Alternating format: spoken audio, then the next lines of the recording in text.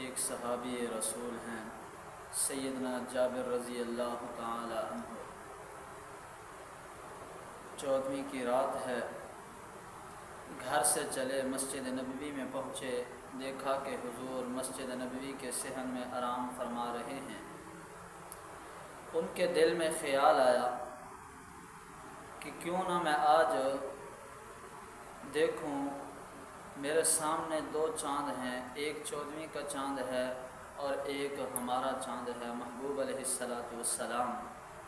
آج میں دیکھوں کہ ان میں سے کون زیادہ خوبصورت ہے، حسین ہے۔ حضور نبی کریم صلی اللہ تعالی علیہ وآلہ وسلم مسجد نبوی کے صحن میں لیٹے ہوئے ہیں۔ وعلیہ حلۃ حمراء، محبوب پیغمبر صلی اللہ تعالی علیہ وآلہ وسلم کے پاؤں مبارک سے لے کر آپ کے سینے مبارک تک آپ کے اوپر یمن کی سرخ دھاریوں والی چادر ہے، اور آپ صلی اللہ تعالی علیہ وآلہ وسلم نے اپنے سینہ مبارک تک وہ چادر ڈالی ہوئی ہے، آپ کا چہرہ اقدس کھلا ہوا ہے۔ حضرت جابر رضی اللہ تعالی عنہ حضور نبی کریم صلی اللہ تعالی علیہ وآلہ وسلم کے چہرے کی طرف بھی دیکھ رہے ہیں، 14ویں کے چاند کی طرف بھی دیکھ رہے ہیں، اور مقابلہ کر رہے ہیں کہ دیکھوں ان میں سے کون زیادہ خوبصورت ہے۔ کبھی آپ کے چہرہ انور کی طرف دیکھتے ہیں، کبھی 14ویں کے چاند کی طرف دیکھتے ہیں،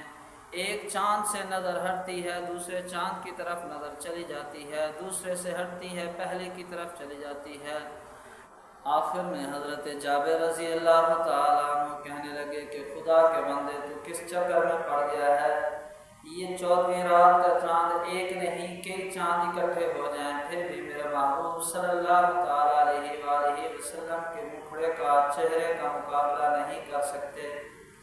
اسی وجہ سے تو حضرت حسان بن ثابت رضی اللہ تعالیٰ عنہ نے کہا وَأَحْسَنُ مِنْكَ لَمْ تَرَ قَطُّ عَيْنِي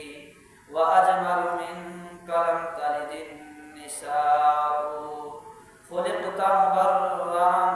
مِنْ كُلِّ عَيْبٍ قَدْ خَلَقْتَكَ كَأَنَّكَ قَدْ خَلَقْتَ كَمَا تَشَاءُ